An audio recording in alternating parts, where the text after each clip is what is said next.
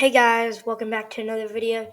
Today I'm going to be playing some more games against people and then analyzing my game. So let's get started.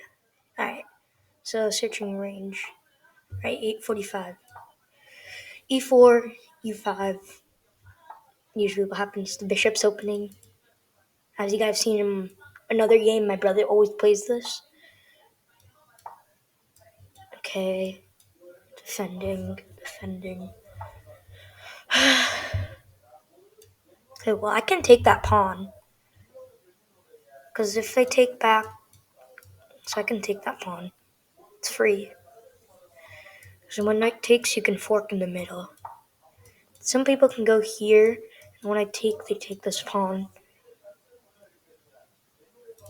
I don't know what the best thing to play here is. It might be this, or I'm pretty sure it's bishop to d3 when they take, so your bishop's centralized. Okay, they play, and they pre-move. Okay, here I guess. I have to take. Or they can double my pawns. I'm not going to be castling. That's that way, so. Oh wow, they don't take. Okay. Um, that's interesting. And they resign. Okay. That was a quick game. Okay, I guess we can play another one. And then analyze this one.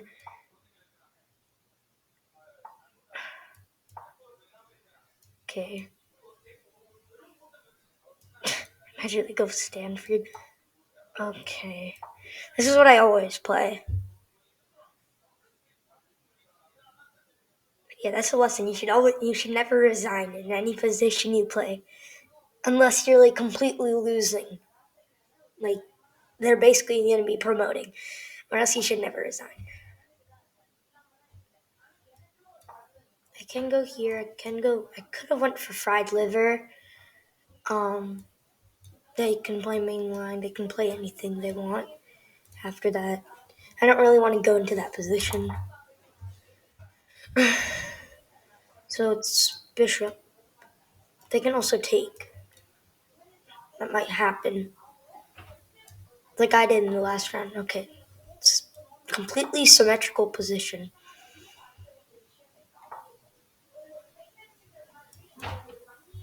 Okay. And we can't push d4 because there's 3 pieces on it and 2 defenders. Until one of them go away, then we can start doing that. Oh, they already go for it. Almost forcing. Don't really know what to do here. I'll let them take me. Because then I get my queen into the game. And I don't really care because I don't really care about the attacking piece. And then I can bring my knight to d5.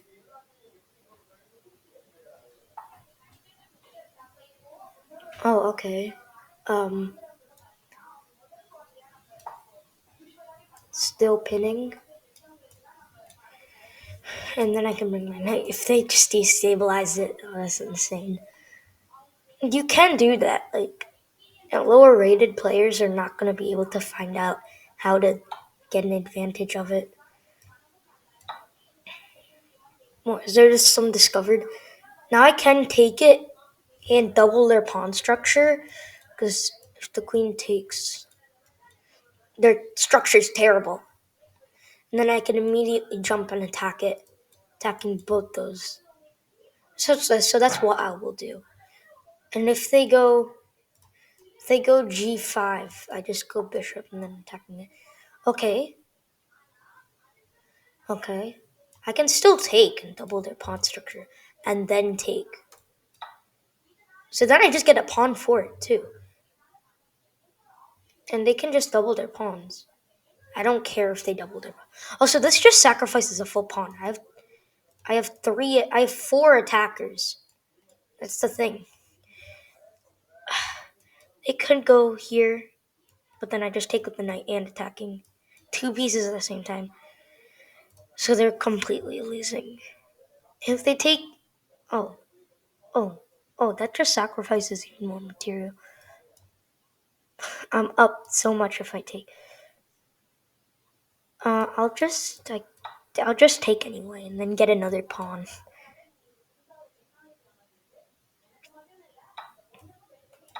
They played fine until this move here. I don't know what that move was. Don't blunder the queen though. Just don't try and attack my knight. Don't blunder the queen. They can move their queen like literally anywhere. They can literally move their queen anywhere. Yeah, they can move their queen anywhere. Except here. Like any of these spots, the queen's safe.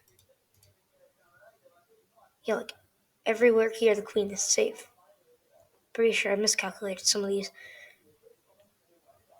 But my knight's still attacking c7, so the queen has to come to one of these squares to defend it. See, they're not resigning. I feel like they're thinking they're gonna resign. Okay, that was one of the moves I was thinking of. Nothing's being attacked. They might push, so my bishop will go back, but my bishop's still defending it on c2. There's nothing really I can do.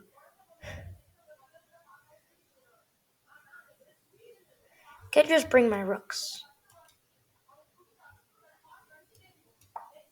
to d1. If rook d8, then this knight goes back. Or I could just keep the knight there. Then I would move it. But then they got like a big control of the center. Yeah, they can do that.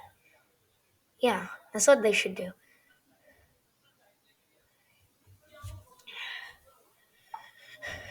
Okay, they play rook to d.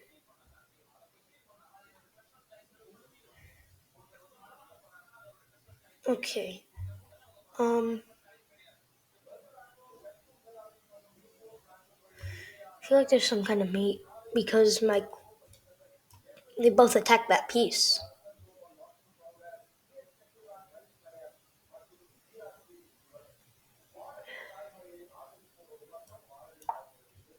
Now they can still go here to do that. And then my bishop's still trapped. But then I could just push my a pawn and put the bishop back. Or I could just move the bishop closer. Or I could just take the pawn with my bishop, not just my queen. And then my bishop can like do something here. Yeah, that's what would happen. If they go b5, I'll just go bishop takes f7. Oh, okay. This is I don't know. Oh, wait, I just realized why I just moved my knight for no reason. Take. I guess they saw queen takes f7. Now pawn takes.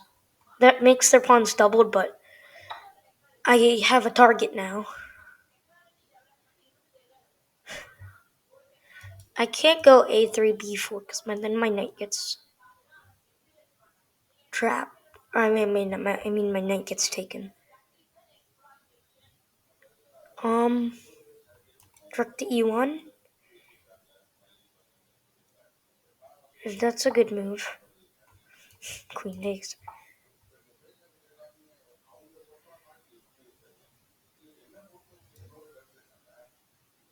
Oh, I see what they're trying to do.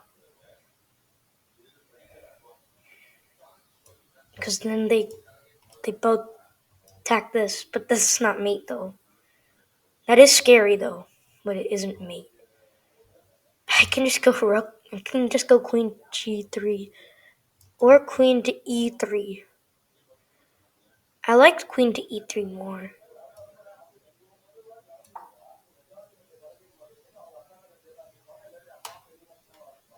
And I take with the rook so I don't double my pawns, and my pawns are super strong. Because I don't have any weakness. And these are like drifting. There's no D pawn or F pawn next to it. So these pawns are just drifting. They're just like those lone they're just lonely there together. And then these pawns they're just weak. Like all my pawns are just defending each other. They might take to see if I double my pawns. Honestly, I could just double my pawns. And I just got my rook there. I don't really care if I double my pawns because I'm still up one pawn. That just lets me double your pawns again. You take with the A pawn, so your pawns are closer to the center. But I think a lot of people takes with the C pawn for some reason. Yeah, yeah. They just will take with the C pawn. Um, Knight to B5, then go to C7. I like that. Yeah, I don't know why a lot of people just take with the C pawn. A pawn's better. Because it opens your rook too. This is a fork. It might not be like a big fork, but you win a pawn. But because they can't, I mean, when you go knight to c7, they can't go rook to e7, e8, because my knight will take. So they can't defend it. Okay, that defends the pawn. I just bring my rook into the game and then bring my pawns closer to the center if I trade. Or I could just push my pawns and then attack. Or I could just centralize my knight, but then there's rook here. But then I attack the pawn too.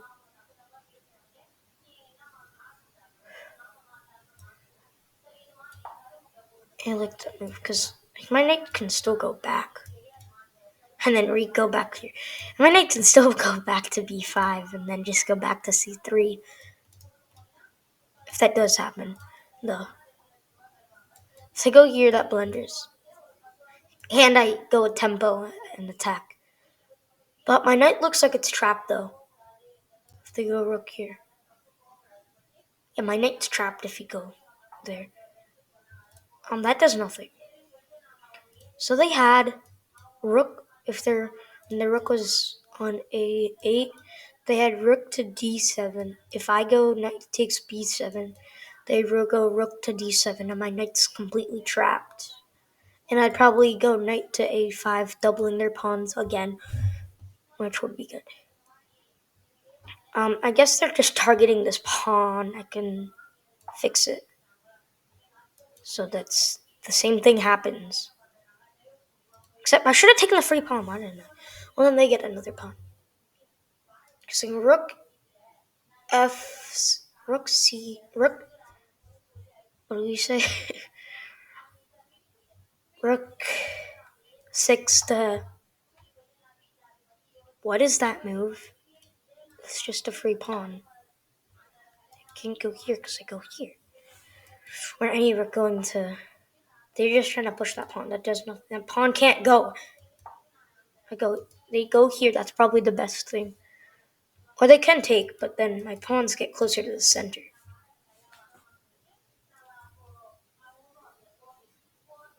Okay.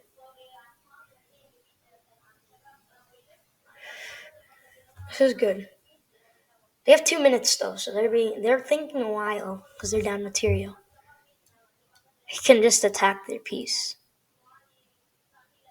And if they attack back, I just go knight to c4. But this. Okay. Blunders. Could just sacrifice my knight. And I'm still winning. I'm basically winning by two knights or two bishops. Something like that. Okay.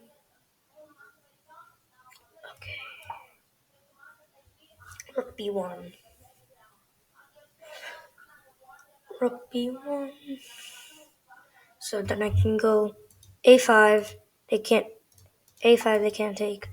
That now they can take if I do that. I just want my knight to be on d7. They're just trying to defend more likely. I don't care if I give the free pawn away.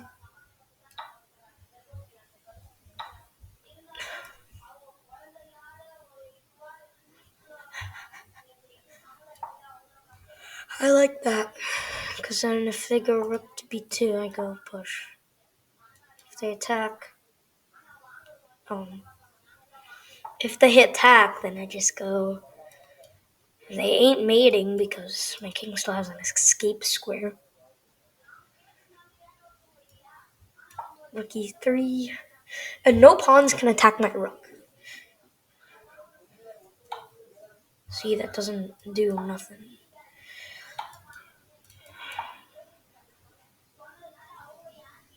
I think they're trying to draw from repetition. But I ain't losing. So yeah, they can take that pawn, but where's that rook going? Go there, can go there, can go there. Yeah, okay. Now they're just basically forfeiting. Okay, now I gotta. They're just gonna run out of time. I just gotta go for the lone pawn. Wait, I can't because the pawn structure. I've gotta reroute my knight to. That pawn ain't going nowhere. And that pawn ain't going nowhere. I shouldn't pre-move because of that.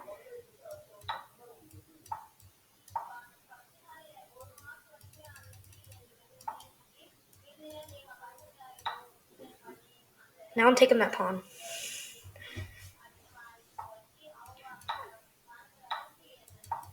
That king ain't stopping this pawn. And my king can't take this. And that pawn's basically there. They should be resigning, or they could just lose on time. Yeah, this one was a good game. Bro, I accidentally made a knight. Well, they resigned anyway. Alright. I hope you enjoyed me playing a game, 2 games. And hope you enjoyed me playing 2 games, winning the first and winning the second. Hope you enjoyed. Have a good day.